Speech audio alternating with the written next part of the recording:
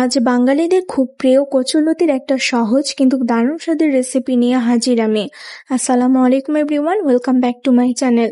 আশা করি সবাই ভালো আছেন। দারুণ স্বাদের কচুলতির এই রেসিপিটি আপনাদের কাছে ভালো লাগবে।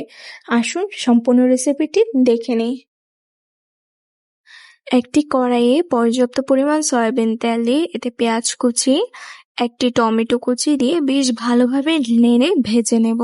টমেটো ও পেঁয়াজ ভাজা হয়ে গেলে এতে স্বাদ মতো লবণ, 1 চা চামচ আদা বাটা, 1 চা চামচ রসুন বাটা, 1 চামচ হলুদ গুঁড়ো, স্বাদ মতো মরিচ গুঁড়ো। মরিচটা আমার স্বাদ অনুযায়ী নিয়েছি, আপনারা আপনাদের পছন্দ অনুযায়ী নিয়ে নেবেন। এখানে আমি ধনে গুঁড়ো দিয়েছি 1 চা চামচ। এখন বেশ ভালোভাবে নেড়ে নিয়েছি। মশলা যখন তেলের উপরে উঠে আসবে তখন এতে অল্প পরিমাণ পানি দেব যাতে নিচে না লেগে যায়।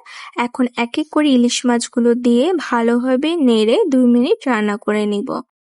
2 মিনিট পর ইলিশ মাছগুলো আবারও ভালোভাবে নেড়ে কিছুক্ষণ কষিয়ে নেব। মশলার সাথে ইলিশ মাছ কষানো শেষ হয়ে গেছে। এখন ইলিশ মাছগুলো এক এক করে তুলে নিব, কারণ লতি দেওয়ার পর ইলিশ মাছগুলো লাড়াচাড়া করলে ভেঙে যেতে পারে। এখন ধুয়ে রাখা লতিগুলো দিয়ে দেব। লতি দিয়ে মশলার সাথে বেশ ভালোভাবে নেড়ে রান্না করে নিব। লতিটা মশলার সাথে বেশ ভালোভাবে কষানো হয়ে গেছে। এখন এতে পর্যাপ্ত পরিমাণ পানি দিয়ে বেশ ভালোভাবে নেড়ে মিডিয়াম টু হাই হিটে রান্না করে নিব। কচুরলতি কিন্তু এমনিই খেতে টেস্ট, সাথে যদি আরো থাকে ইলিশ মাছ তাহলে কিন্তু আরো স্বাদ বেড়ে যায়। লতিতে বলক উঠে এসেছে। এখন এতে উঠিয়ে রাখা ইলিশ মাছগুলো দিয়ে বেশ ভালোভাবে নেড়ে নিব।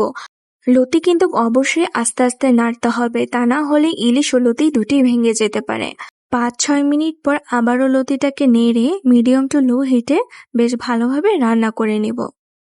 আমার কচুলতি কিন্তু হয়ে এসেছে। এখন এতে 4-5টি মরিচ ফালি করে দিয়ে বেশ ভালোভাবে নেড়ে নিব। উঠানোর আগে যদি মরিচ ফালি করে দেওয়া হয় এর স্বাদ কিন্তু অনেকটাই বেড়ে যায়।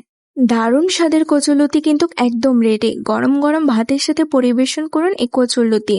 রেসিপিটি ভালো লাগলে লাইক শেয়ার করবেন আর বাসায় ট্রাই করে কমেন্ট করে জানাবেন কেমন হয়েছে। নতুন বন্ধুরা অবশ্যই চ্যানেলটি সাবস্ক্রাইব করুন এবং বেল আইকনে ক্লিক করুন নতুন নতুন আপডেট পেতে। সম্পূর্ণ ভিডিওটি দেখার জন্য সবাইকে অনেক ধন্যবাদ। আল্লাহ হাফেজ।